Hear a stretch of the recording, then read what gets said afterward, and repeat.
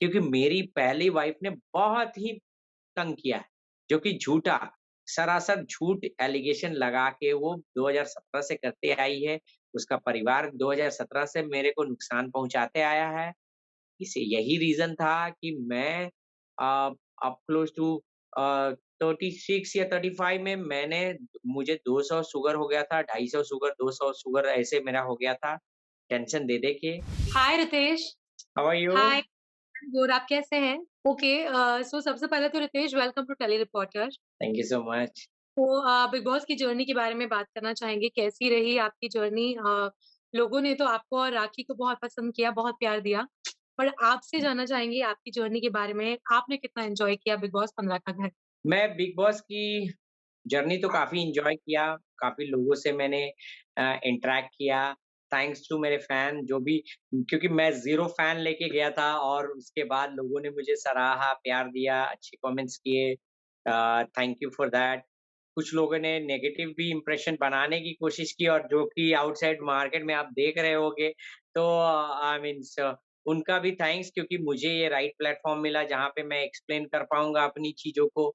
And like मेरी big Boss की journey बहुत अच्छी तरह रही क्योंकि 21 दिन में मैंने उस घर को बहुत मिस किया है। 21 मिन 2 दिन तो मैं डेफ़िनेटली मैं ट्रॉमा में था कि पता नहीं मीन्स लाइक वो घर को मैं क्यों इतना मिस कर रहा हूँ। डेफ़िनेटली जी। मैं अपनी वाइफ़ को, राखी को और घर को मिस कर रहा हूँ। जी, राखी को तो ख़ैर रितेश मिस कर ही रहे हैं, लेकिन राखी के अलावा अगर बात करें तो बिग बॉस 15 के घर का ऐसा कौन-सा पहलू है, ऐसा कौन-सा कंटेस्टेंट है, क्या है जो सबसे ज़्यादा मिस कर रहे हैं? राखी के बाद मैं डेफ़िनेटली बोलूँ तो अ, सभी लोगों को मैं मिस कर रहा हूँ। उमर के साथ लड़ना भी मिस कर रहा हूँ। करण के साथ पॉलिटिकल बातें करना मैं मिस कर रहा हूँ जो कि स्वीट पॉइज़न वाली बातें। फिर से प्रतीक के साथ जो जेन्युइन मेरा अच्छा रिलेशन था, उसको भी मिस कर रहा हूँ। देवों के साथ जो हम लोग काफ़ी सारी बातें करते थे, वो भी मैं मिस कर रहा हूँ। तो टिपिकली मैं सबको मिस कर रहा हूँ लाइक क्योंकि सभी जितने भी लोग थे, इवन समिता ऑल्सो मेरी बातें बहुत कम होती थी, लेकिन एक जी, रिस्पेक्ट था। तो मैं सबको मिस कर रहा हूँ because they all are good. I mean जी। Definitely in personal front, yes, everyone was awesome. But yeah, I mean game perspective से मेरे अलग व्यू थे, उनके अलग व्यू थे। जी, गेम की पर्सपेक्टिव्स की बात करें तो आपकी बॉन्डिंग राखी के अलावा रितेश देवलीना के साथ काफ़ी अच्छी देखने को मिली एंड शमिता जी के साथ तो ख़ैर आपकी बात नहीं होती थी। रश्मि के साथ भी इनिशियली काफ़ी अच्छा ही आपकी बॉन्डिंग थी। तो आखिर ऐसा क्या चेंज हो गया कि रश्मि और आपकी जो दोस्ती है वो इतनी ज़्यादा उसमें इतनी ज़्यादा खटास पड़ गई?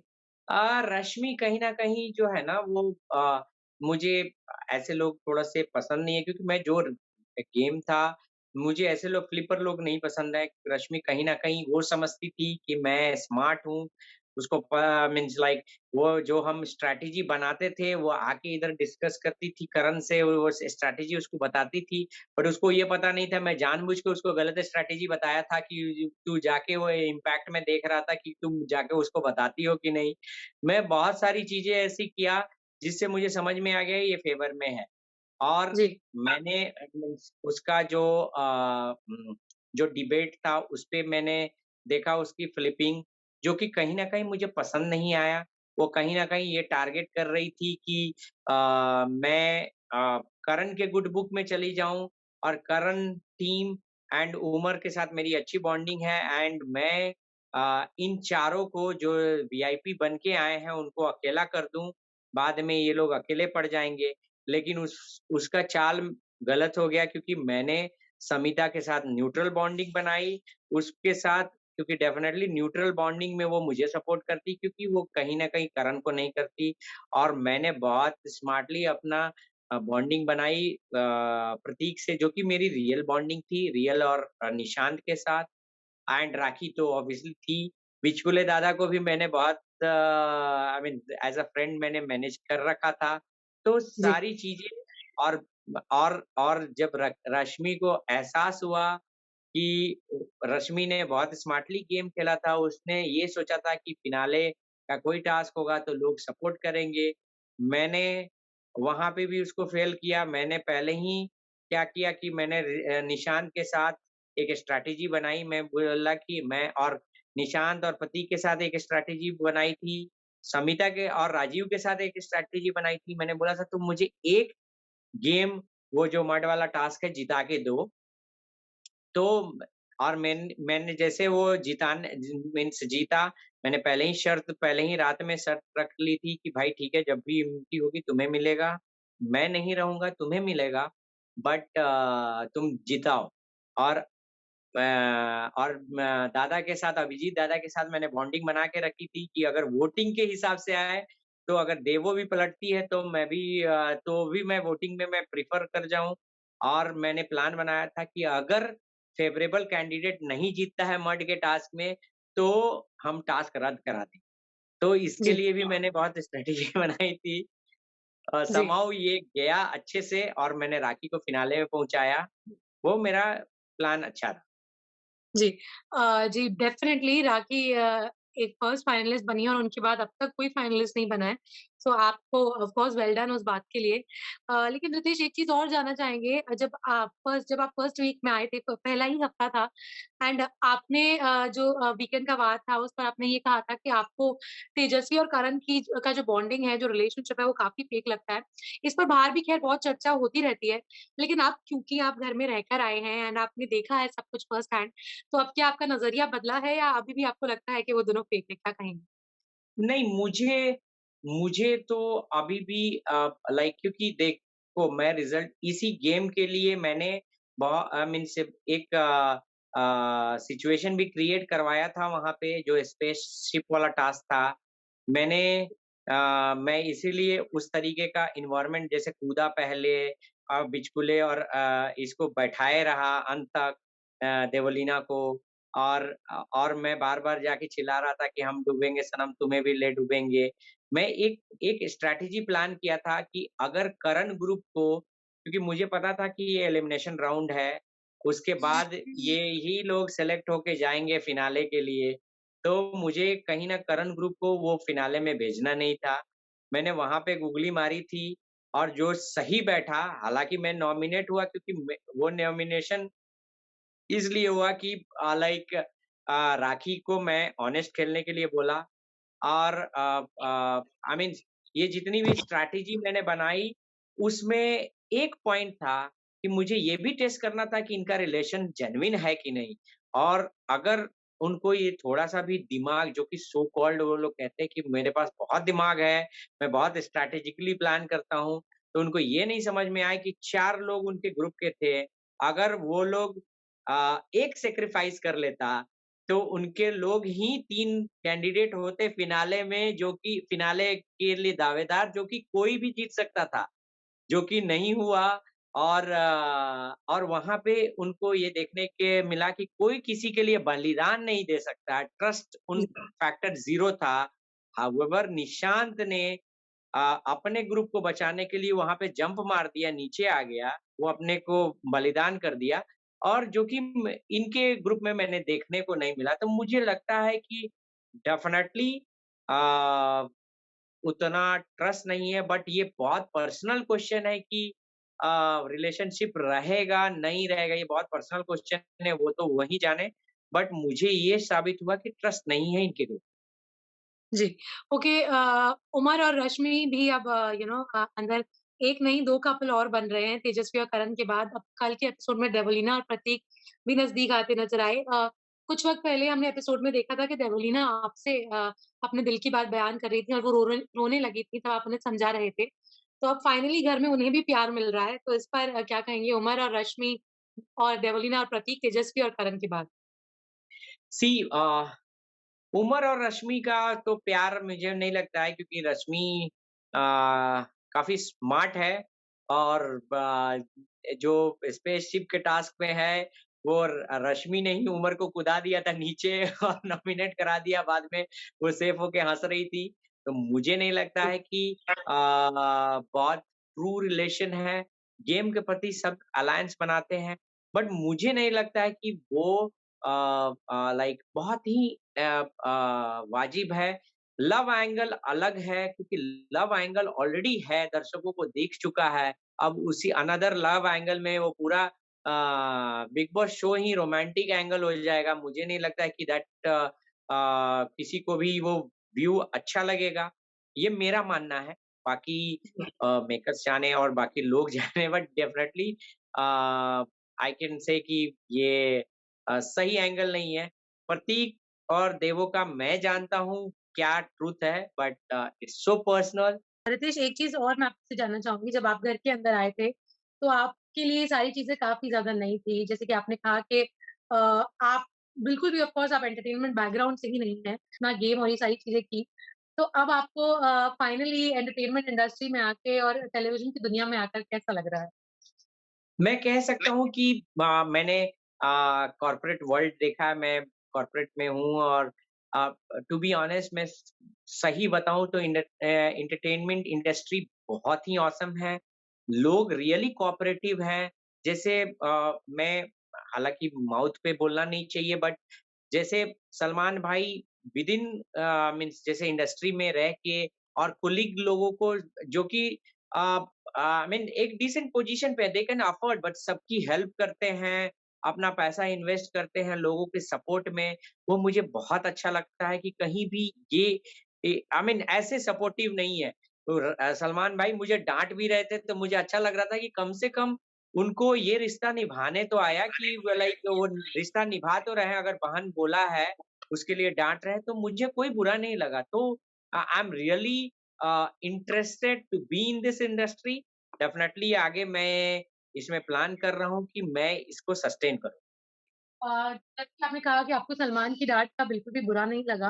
तो रितेश, आपसे जानना चाहेंगे, सलमान ने एक एस्पेक्ट आपकी प्रीवियस लाइफ़ के बारे में भी उन्होंने मेंशन किया था और इसी के साथ जो आपकी एक्स वाइफ़ हैं, उन्होंने भी हाल ही में एक मीडिया पोर्टल को इंटरव्यू दिया था और कई बातें बोली थी। तो इस पर आप क्या कहना चाहेंगे? मतलब आपके जाने के बाद ये सारी बातें बाहर आना इस तरीके से और इतने वक़्त बाद बाहर आना, बाहर लोगों ने, जैसे कि आपने कहा कि तेजस्वी और करण के रिलेशनशिप पर सवाल उठाए, बाहर लोगों ने आपके और राखी के रिश्ते पर भी सवाल उठाए। तो इन दोनों ही चीज़ जानना चाहूँगी कि आपकी जो एक्स वाइफ हैं जिन्होंने वो इंटरव्यूज़ दिए एंड ये सारी चीज़ें जो आप दोनों के रिश्ते पर भी सवाल उठाए गए, तो उस पर क्या कहेंगे आप? मैं यही बोलूँगा कि देखिए सवाल उठाना, किसी पे एलिगेशन लगाना बहुत सिंपल है, बट एलिगेशन को प्रूव करना ये डिफिकल्ट टास्क है, बिकॉज़ ये so personal see it's treat for tat वाली सिचुएशन है। मैं इतना ही कहूँगा कि आज मेरी वाइफ़ जो आज वो बोल रही हैं, वो अभी तक इतने साल कहाँ थी? ठीक है, किसके साथ थी? तो आज वो बोलने का कोई मतलब नहीं है, कहीं न कहीं वो मुझे डिफेम करना है या मुझे नीचे ले जाना है और मेरी इविक्शन में उनका बहुत बड़ा हाथ है। डेफ़िनेटली वो अपना ये करना शुरू की कि मैं बेचारी बन के, और ये ऐसा वो पहली बार नहीं कर चुकी हैं, 2017 से वो कर रही हैं, मेरे घर के आस-पास फ़ोन करके अपनी को बेचारी साबित करना। लेकिन जब लोग उनके बारे में पूरी सच्चाई जान जाते हैं, तो उसके बाद उन्हीं को लोग वो गालियाँ देना शुरू करती हैं। तो ये मेरे लिए नोन फैक्टर है और मुझे कहीं न कहीं इसका अंदेशा था। सलमान भाई को डेफ़िनेटली वो एक बहुत ही सुलझे और मैच्योर्ड पर्सन है। उनकी बातों को मैं दो राय नहीं कर सकता। डेफ़िनेटली उनका जितना भी मैं देखा हूँ, मैं डेफ़िनेटली उन बिग बॉस से ज़्यादा मैं उनका कायल था लास्ट सीज़न में। मैं उनसे मिलने के लिए ज़्यादा उत्सुक था। बिग बॉस तो मेरा सेकंड प्रेफ़रेंस था, बट उनसे मिलने के लिए मैं ज़्यादा उत्सुक था। बट डेफिनिटली उनको जब सब सच्चाई पता चलेगी विद प्रूफ, जो कि मैं बहुत सून प्रेस कॉन्फ्रेंस करने वाला हूँ, तो सारी दूध का दूध और पानी का पानी हो जाएगा। कि जब निकल रहे थे आप, जब आपका इविक्शन था, राखी बहुत रोई और एक ही चीज़ की उन्होंने रिक्वेस्ट की कि मुझे छोड़कर मत जाना। तो इस पर क्या कहना चाहेंगे? मतलब अब राखी और रितेश फाइनली ऑफिशियल हो गए। उनका रिलेशन जो है वो प्यार पे बंधा हुआ है और राखी और रितेश इस जन्म में अलग नहीं होंगे और मैं कभी भी राखी से अलग नहीं हो सकता, क्योंकि राखी ने जो मेरे पे एहसान किया है, मुझे जो सँभाला है, आज मैं जी रहा हूँ, उसके वजह से जी रहा हूँ। नहीं तो मैं सही में बता रहा हूँ, मैंने उधर भी बोला है, मैं कहीं या तो बेवड़ा होके गटर में पड़ा रहता, नहीं तो मैं अपने को मीन्स मार दिया। क्योंकि मेरी पहली वाइफ़ ने बहुत ही तंग किया है, जो कि झूठा। सरासर झूठ एलिगेशन लगा के वो 2017 से करते आई है। उसका परिवार 2017 से मेरे को नुकसान पहुँचाते आया है। इसे यही रीज़न था कि मैं अ, अप क्लोज़ टू अ, 36 या 35 में मुझे 200 शुगर हो गया था, 250 शुगर, 200 शुगर ऐसे मेरा हो गया था, टेंशन दे के। और मीन्स डेफ़िनेटली मैं कहूँगा कि मैं राखी को इस जन्म में चाहे जो हो, इस जन्म में मैं नहीं छूऊँ। रितेश, राखी और आपके मतलब लास्ट में जो सलमान ने आपको जिस बात पर डाँटा, उस पर आप क्या कहना चाहेंगे? आप सलमान की बात से कितने एग्री करते हैं? क्योंकि घर में भी लोगों ने काफ़ी सवाल उठाए, राखी के फैन्स ने भी काफ़ी सवाल उठाए। मतलब आप दोनों का जो भी पर्सनल आप दोनों के बीच हुआ हो, इस पर आप किस तरीके से रिएक्ट करते हैं? घर वालों ने तो आपको टोका ही हमेशा, बट सलमान ने भी इस बात पर टोका, तो इस पर आपका क्या सलमान भाई रिएक्शन है? का रिएक्शन बिल्कुल वैलिड था, बट ये मेरा गेम स्ट्रैटेजी था। कहीं न कहीं मुझे डिफरेंसेस शो करना था। शो हो रहा था जो कि आई मीन्स अपना रोमांटिक सीन जिसको सभी लोग पसंद कर रहे थे, अपना लव एंगल दिखा रहा था, तो मुझे कहीं न कहीं कुछ डिफरेंट एंगल करना था और जो कि सक्सेस नहीं हुआ। सलमान भाई राखी को बहुत पसंद करते हैं, तो जी। डेफ़िनेटली उनका एज़ अ ब्रदर डाँटना उचित था। मैं उसमें 100% एडमिट करता हूँ, ये मेरी मिस्टेक है। बट मैं यही बोलूँगा कि सलमान भाई ये मेरी गेम प्लानिंग थी और मैं उसमें थोड़े दिन और रहता तो मैं सक्सेस हो भी जाता क्योंकि राखी से रश्मि सब चीज़ बताने लगी थी और सब चीज़ मेरे अगेंस्ट शमिता भी बताने लगी थी। इस तरह शमिता मेरे से ओपन अप नहीं हो रही थी। तो मैंने बहुत अच्छा प्लान किया था बट और प्रतीक और ये को बिचकुले, देवलीना सबको मैंने मैनेज कर रखा था। समहाउ मेरा टारगेट था कि ये करण और बस तेजो बच जाएँ बस उनका ईज़ी हो सकता है। तो मैं अपने हिसाब से सही था। मैंने गेम जो मुझे समझ में आया मैंने स्ट्रैटेजी प्लान की थी। सवाल तो मेरा ये है कि डेवोलिना वाला जो इंसिडेंट हुआ लास्ट वीक घर में, वो काफ़ी ज़्यादा ब्लो अप हुआ, घर में ही नहीं बाहर भी। और जिस तरीके से सलमान ने उन बातों पर रिएक्ट किया, आप कितना सलमान की बातों से एग्री करते हैं? क्या आपको लगता है कि अ, सलमान का जिस तरीके से उन्होंने देवोलीना से कहा कि उन्हें दूर रहना चाहिए था अभिजीत से, या उन्हें फर्स्ट टाइम में ही रिएक्ट कर देना चाहिए था। इस पर आप कितना एग्री करते हैं इस बात से? और वो उँगली मैंने दिए लेकिन हाथ पकड़ने वाली बात कर दी। मैं इस उँगली और हाथ वाले बात पे एग्री नहीं करता हूँ। बट सलमान भाई की भी बात सही थी कि उन्होंने कहा था कि आप पहले स्टॉप कर देना चाहिए। लेकिन मुझे लगता है कि वहाँ पे जो सिचुएशन थी लाइक क्योंकि देवोलीना का फेस आप देख सकते हो उस क्लिप में, उसने कभी भी वो फर्स्ट टाइम में भी एक्सेप्ट नहीं किया था। अगर और वेरी हार्ड है कि मीन्स किसी लड़की को उस सिचुएशन में रखना कंडीशन देके किसी का प्यार जीतना, मैं उसके अगेंस्ट हूँ। क्योंकि आप किसी लड़की को कंडीशन देके प्यार नहीं जी सकते। आपको अगर इम्प्रेस करना है, उसको दिल से इम्प्रेस करो, उसको जैसे इम्प्रेस करना है इम्प्रेस करो, प्यार दो, केयरिंग दो, उस तरह अपना जो भी है आप आगे बढ़ो। किसी को कंडीशन देके मुझे उस पे नहीं है और देवोलीना का कहीं न कहीं फेस वहाँ पे लटका था। और एक बात और थी जो कि मैंने बोला था कि देवलिना ने मुझे 2 दिन पहले बताया था कि जीजू ये मुझे इनअप्रोप्रिएट टच करते हैं, जो कि मैंने बोला था देवो जाके बात कर उनसे कि क्यों कि हो सकता है कि अभिजीत दादा समझ नहीं पा रहे हैं या समझने की कोशिश नहीं कर रहे हैं। तो कुछ चीज़ें आपको बहुत स्ट्रिक्टली तो सलमान भाई का मुझे लगता है कि ये था कि आप स्ट्रिक्टली बोलो जो कि शी इज़ कैपेबल टू से मीन्स मैं आपको टच करता हूँ, कैसे टच करता हूँ ये लड़कियों को बराबर फीलिंग होती है, जिस लड़की को आप टच करते हो, उसको फीलिंग और सेकंड पॉइंट मैं कहूँगा, ये लड़के के भी ऊपर है, इट्स नॉट ओनली लड़की, लड़के के भी ऊपर है कि सच थिंग आप ना करो। आप अगर अपने को क्लेम करते हो कि भाई मैं ये हूँ, मैं वो हूँ, आप ऐसी एक्ट ना करो। मैंने बिचकुले दादा को भी समझाया था कि देखो, मैं भी बहुत सारे मुझे मुझे भी मीटिंग करनी पड़ती है लड़कियों के साथ। तो मैं एक अगर मुझे कल मेरा प्रेज़ेंटेशन है, आज मुझे डिस्कस करना है किसी अपनी टीम की लड़की के साथ, तो मैं बाकायदा जेंट्स एम्प्लॉयी को भी बुलाता हूँ, उसके साथ कलेक्टिव डिसीजन लेता हूँ ना कि मैं अकेले बुलाऊँ तो उसको गलत लगेगा।